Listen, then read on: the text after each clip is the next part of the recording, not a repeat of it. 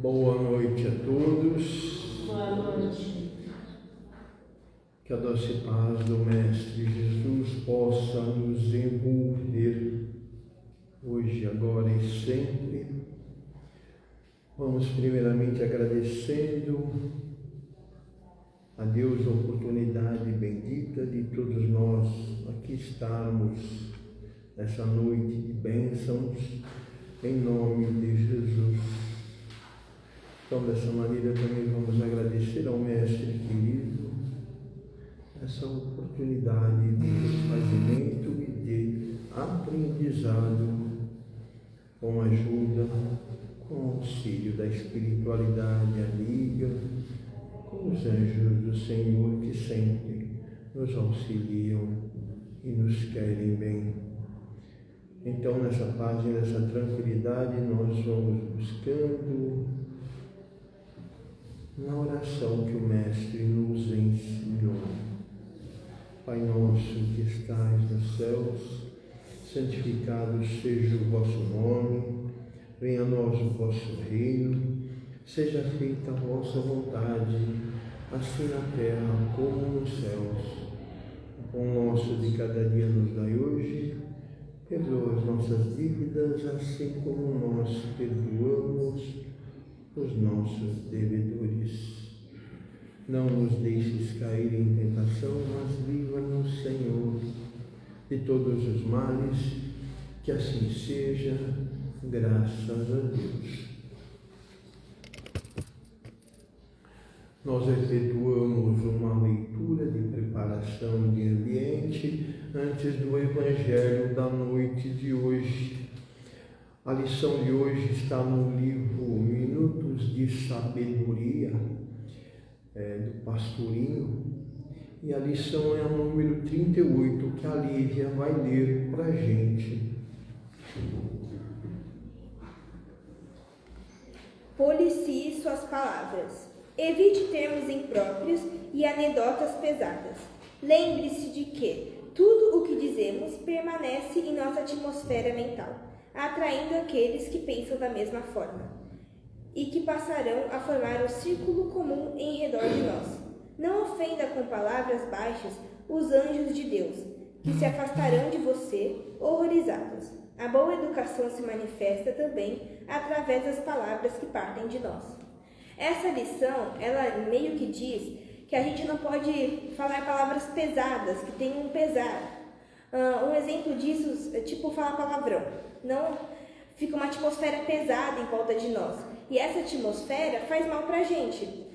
Por exemplo, em ambientes escolares ou ambiente de trabalho, o clima costuma ficar meio pesado por causa do estresse que tem lá. A gente pode acabar se contaminando com isso. Por isso que é importante a gente sempre se manter perto de pessoas que estejam com uma energia mais leve. Por isso que a gente também precisa evitar falar esse tipo de palavras, que tem um pesar, que a energia fica pesada, e isso faz mal.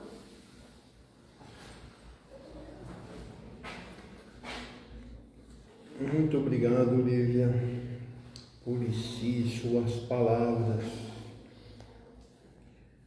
Meio complicado, mas é um exercício que nós precisamos aprender a fazer, quer queiramos ou não.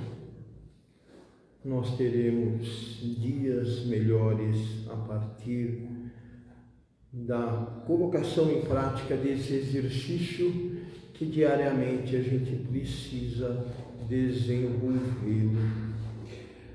Nós vamos buscando na segunda parte da nossa assistência, buscar a reflexão que a Rosemara vai fazer por nós, né? Jesus nos acompanha.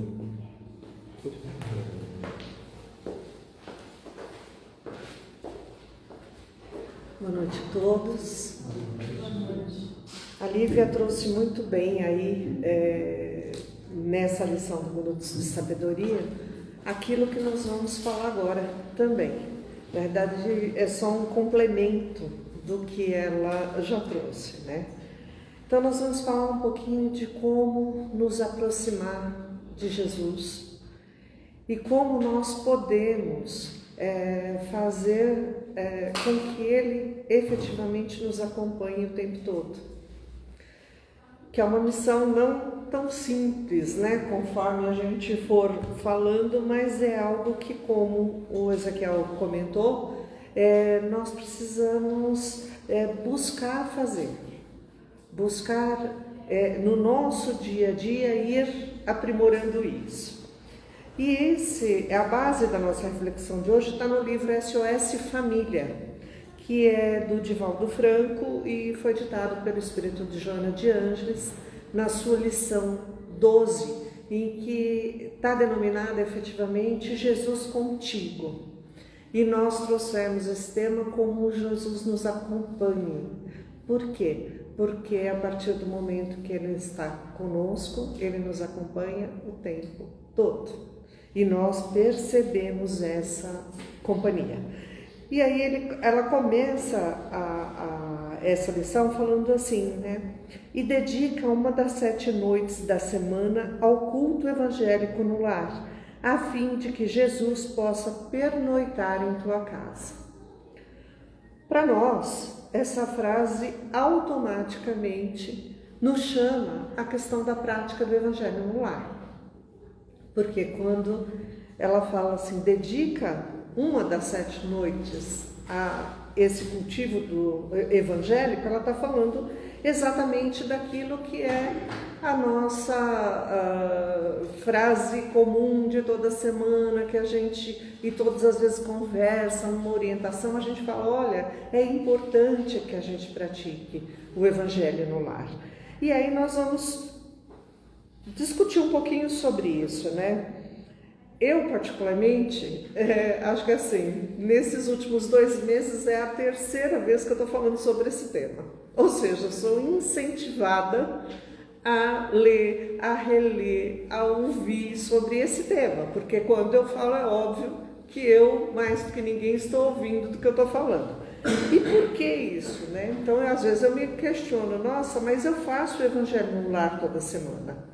Por que que eu tenho que falar sobre ele com essa frequência? E a resposta é quase que óbvia, né? O ouvido mais perto da minha boca é o meu. E esse ouvido ainda não ouviu, ou talvez não compreendeu exatamente o que precisaria aprender para fazer corretamente essa prática do Evangelho. Porque ela não é só aquele momento que nós estamos ali. Ela é esse Jesus nos acompanha. E aí vem esta questão, né, da importância da palavra. Porque raramente, quando nós estamos em família, nós estamos assim observando uma conversa edificante.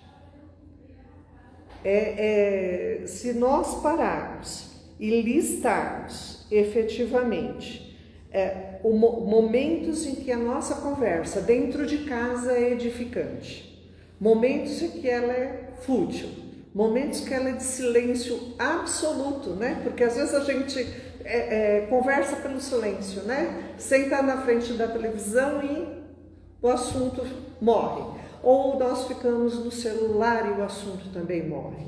Se nós listarmos isso nos nossos momentos diários, nos nossos momentos da semana, em geral, a lista da conversa edificante fica bem pequenininha. E esse é o movimento, então, que faz com que a gente tenha que dar mais atenção na nossa casa, no nosso lar, porque é aí que a gente recebe efetivamente os repetidos convites para fazer o evangelho dentro de casa. Porque é a hora que traz novamente para nossa atenção a necessidade de ter esta conversa edificante, esse momento de estar com as pessoas da nossa família e de buscar trazer esse embrião do amor para dentro do nosso lar. Porque normalmente nós chegamos aqui, né? Estamos aqui, ouvimos o Evangelho, ele praticamente é o mesmo roteiro do Evangelho no Lar. Isso já foi falado aqui anteriormente também. Mas o que acontece? Viramos as costas, saímos da conversa edificante e levamos para casa o quê? Com o que nós chegamos em casa? E como nós mantemos toda essa energia benéfica que foi proporcionada aqui nesse momento? Não só pela palestra, como pelo passe.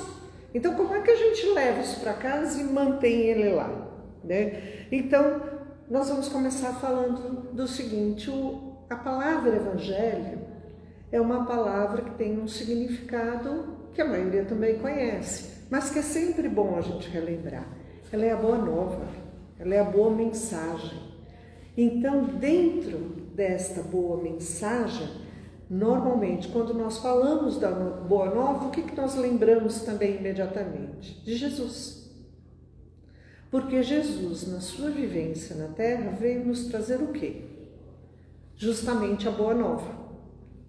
Aquelas informações, aquelas boas mensagens que trouxeram para nós a visão dele como Consolador prometido, como a pessoa que vem amparar, que vem acolher, que vem nos dar o impulso para que a gente possa continuar sempre com fé e com amor, porque ele efetivamente exemplificou tudo aquilo que ele falou.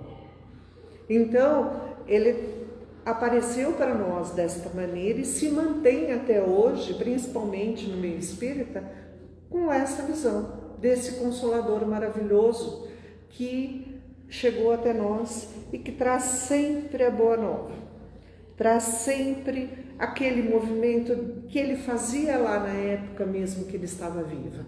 Ele visitava as casas, entrava em conversas edificantes, fazia com que aqueles que ali estavam refletissem sobre isso e pudessem efetivamente estudar isso e valorizar esse momento. Valorizar como? Ampliando os laços fraternos, ampliando a visão de que o tempo é algo muito importante para todos nós, então que nós devemos aproveitá-lo da melhor maneira possível e que é importante nós aprendermos sempre. Nós fazemos o Evangelho no Lar? Acredito que aqui a grande maioria faz. Sabemos isso, ou roteirinho lá de trás para frente, de frente para trás?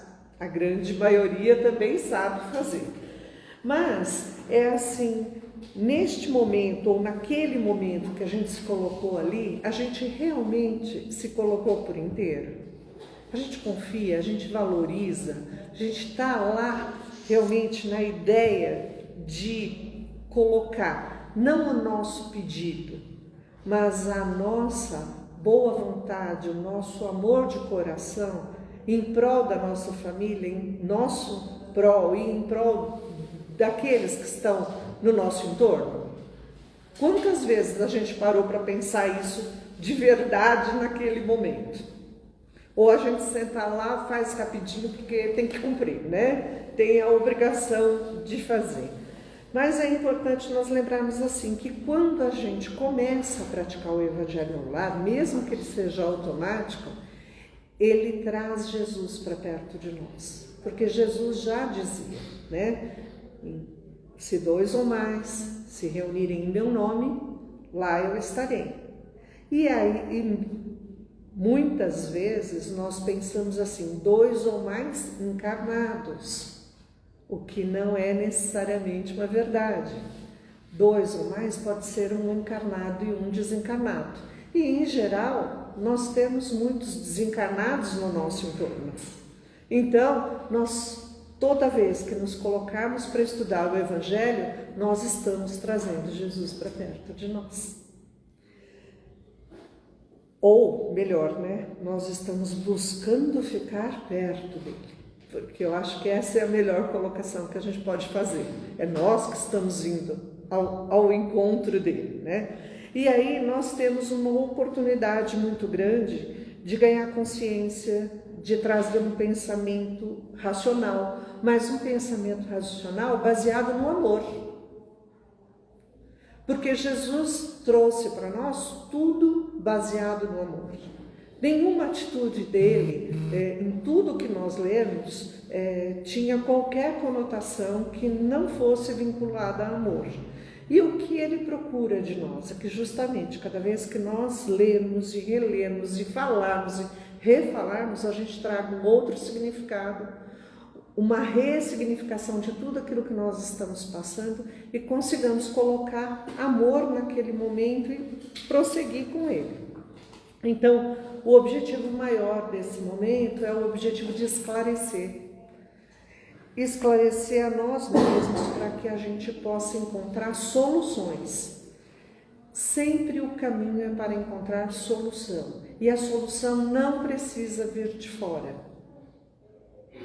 Se nós buscarmos interiormente, se nós apaziguarmos o nosso coração e a nossa mente com esse momento que nos traz equilíbrio, a solução invariavelmente começa a aparecer, porque começam a abrir caminhos que a gente vai prestando atenção e falando, nossa, eu não tinha pensado nisso, eu poderia ter feito dessa maneira, ou eu posso fazer dessa maneira daqui para frente.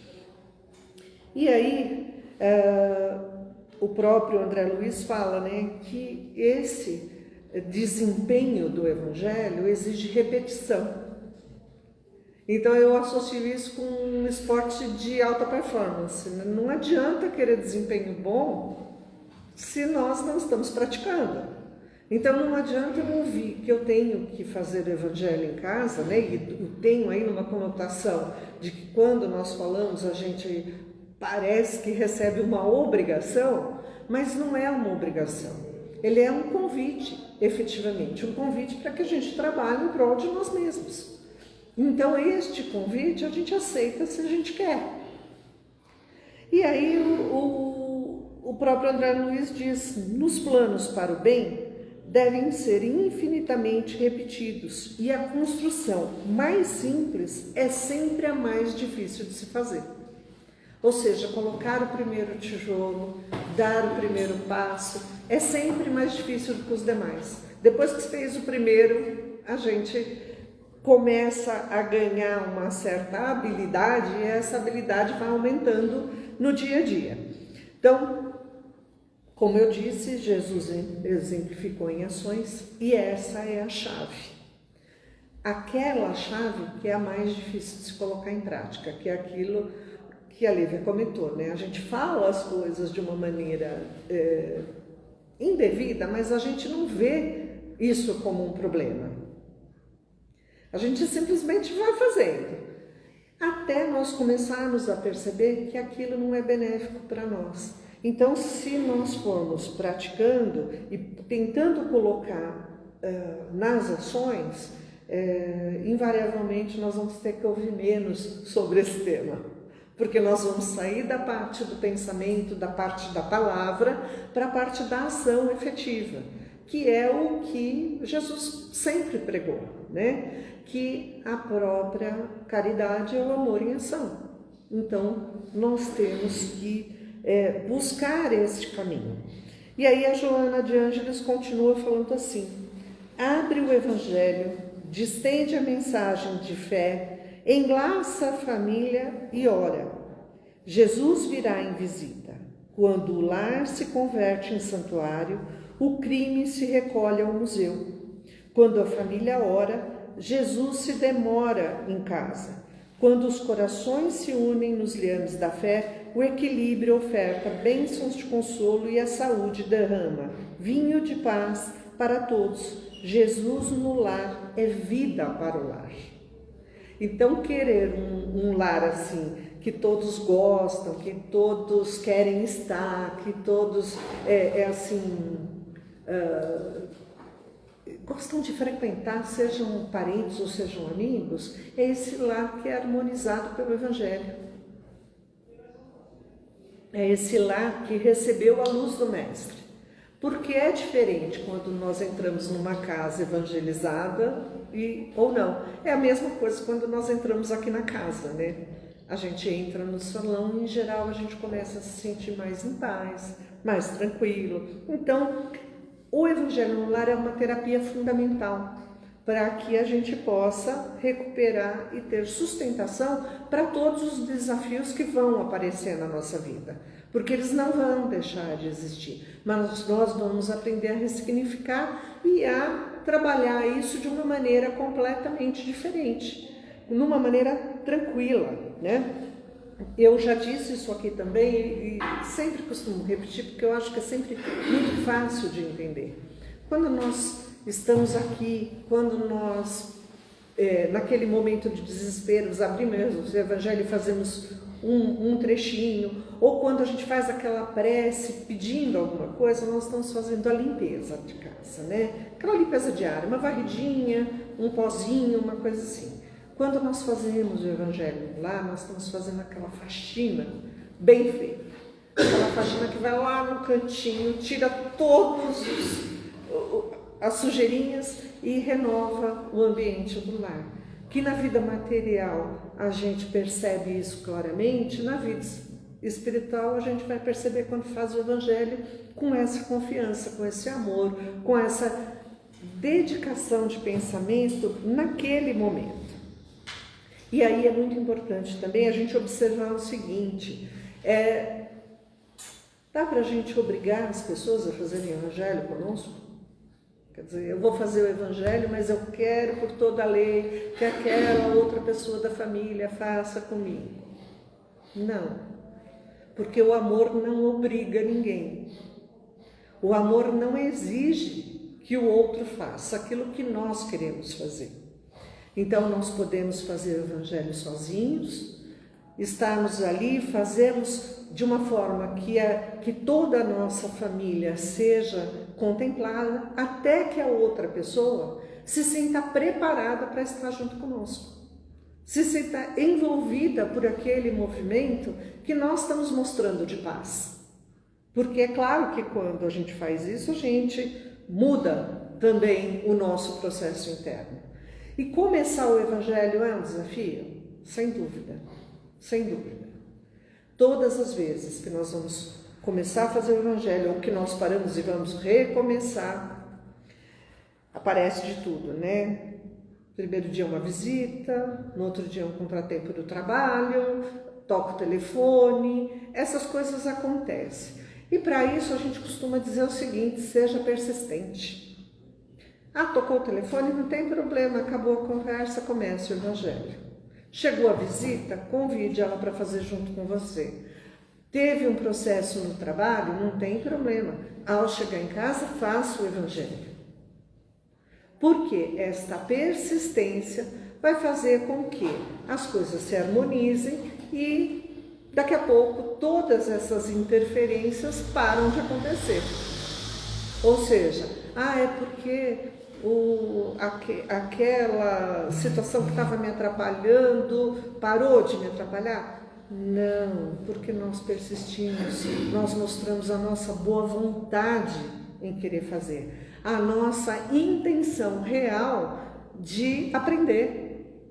Então não é o terceiro, somos nós mesmos, nós é que precisamos trazer essa responsabilidade e essa vontade de evoluir e transformar. Não o outro, nós mesmos.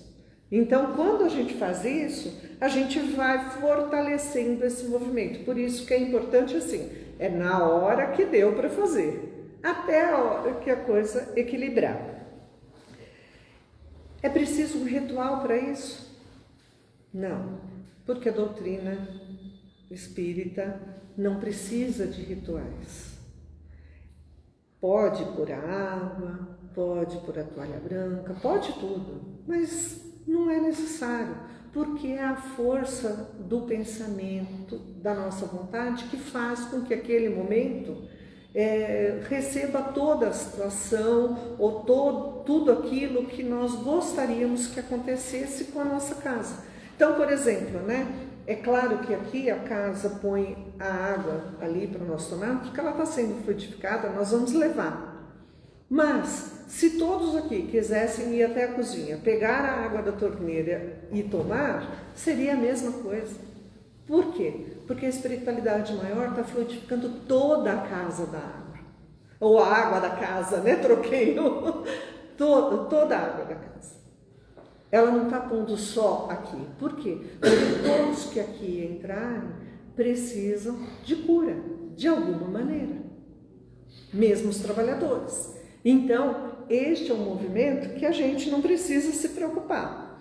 Mas é o momento que quanto mais a gente vai vivendo, essa paz vai chegando para nós. A gente sabe que aquele momento que a gente se coloca ali nas mãos de Deus, aceita aquilo que Deus está nos dando, tudo vai entrando no eixo, tudo vai acalmando e a gente fala assim, nossa, nem entendi por que acalmei. Acalmei porque eu estou sendo amparada por benfeitores. Nós nos acalmamos quando esses benfeitores enxergam uma porta para chegar até nós. E esse é o movimento. Então ele começa a trazer essa elevação e serenidade. E aí a Joana fala novamente, né? Quando uma família ora em casa, reunida nas recomendações carinhosas do Evangelho, toda a rua recebe a comunhão do alto. Se alguém num edifício de apartamentos alça aos céus a prece da comunhão em família, todo o edifício se beneficia, qual lâmpada ignorada acesa na ventania. Então, as pessoas podem não perceber, mas uma casa nesta rua ilumina todos os lares e vai amenizando tudo aquilo que vai acontecendo no processo da vizinhança. Então, este é um fortalecimento íntimo que vai para o externo, íntimo que vai trazendo para a gente essa tranquilidade. Então, por pior que a gente às vezes sinta o ambiente externo, esse movimento faz com que as coisas sejam mais brandas, sejam menos duras, os desafios sejam transpostos de uma maneira muito mais tranquila.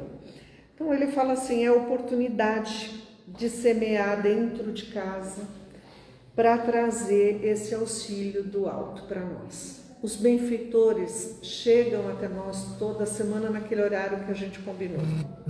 Eles já nos esperam, então vamos agradecer esse momento e procurar fazer a nossa parte neste aprendizado, porque nós podemos criar coisas novas, criar sentimentos, doar, dar àqueles que necessitam, tudo aquilo que a gente tem já instalado dentro de nós. E para nós vamos criando novas conexões que vão demonstrando ao longo do tempo que a gente está evoluindo e que a gente está conseguindo se superar, se libertar além daquilo que a gente entende como limitação. Porque nós, seres encarnados, nos colocamos limitações. E nós sempre esperamos que o outro faça. E não é necessário. Por quê? Como Jesus já disse, nós somos deuses, nós temos o poder de fazer. Mas, em geral, o que nos falta é confiança. O que nos falta é essa crença de que nós realmente temos essa força. Então, neste momento, fica novamente aquela pergunta, né? Mas ele não está sempre conosco? Ele não está nos acompanhando? Ele está. Nós é que nos desligamos de Jesus. Como eu disse lá, nós precisamos ir ao encontro dele. Buscar esta questão de começar a estar realmente com ele por mais tempo, por meros 30 minutos durante a semana, além do momento que nós estamos aqui, que já são também por volta desses 30 minutos. Então, para hoje, eu deixaria para vocês a seguinte situação. Este livro, O Evangelho no Lar, O Encontro com a Paz, é um livro fantástico para tirar dúvidas, para que todas as pessoas tenham um roteiro e compreendam melhor essa questão de como encontrar Jesus e encontrar a paz.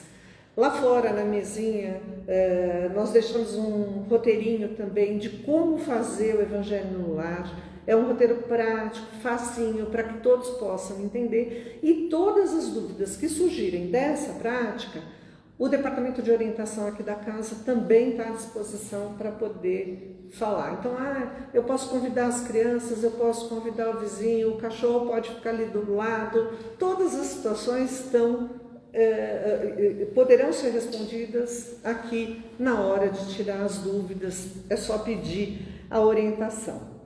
Então, que esse momento, que parece uma obrigação, possa se tornar um momento de prazer ao longo do tempo, porque ele se torna um momento de prazer, aquele momento que você começa a esperar toda semana para fazer e sentir o seu lar mais harmonizado, e que efetivamente o significado de Jesus no nosso lar possa ser esperança e amor sempre.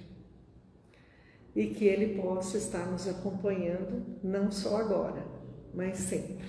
Então, que Jesus nos acompanhe neste momento. Graças a Deus. Ezequiel, passando a palavra para você.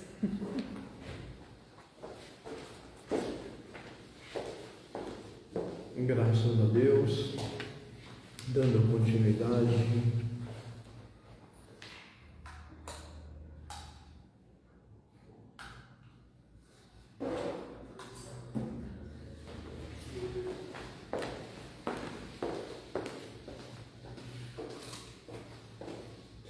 Dando continuidade, nós vamos buscando, através da fluidificação das águas, um lenitivo que nos acompanhe no nosso dia a dia.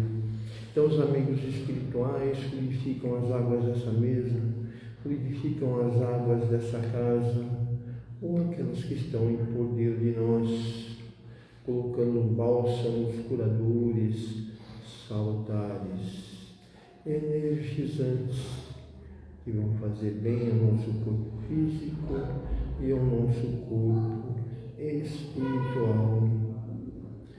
Então, nessa paz, nessa tranquilidade, nós vamos buscando, através das nossas vibrações, direcionarmos através do nosso pensamento e do nosso coração energias benfazijas também, que vão abraçar a todos aqueles necessitados. Então nós vamos imaginando Jesus descendo a Galileia, adentrando as aldeias, adentrando aos vilarejos e curando a todos, balsamizando a todos, energizando-os.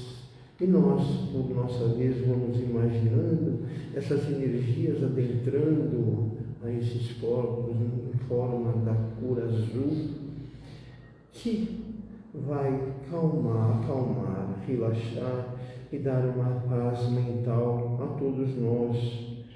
De outra maneira, nós vamos buscando através da cor azul, buscar essa energia que os amigos espirituais também vão direcionar na cor verde, que vai nos dar equilíbrio, cura e refazimento.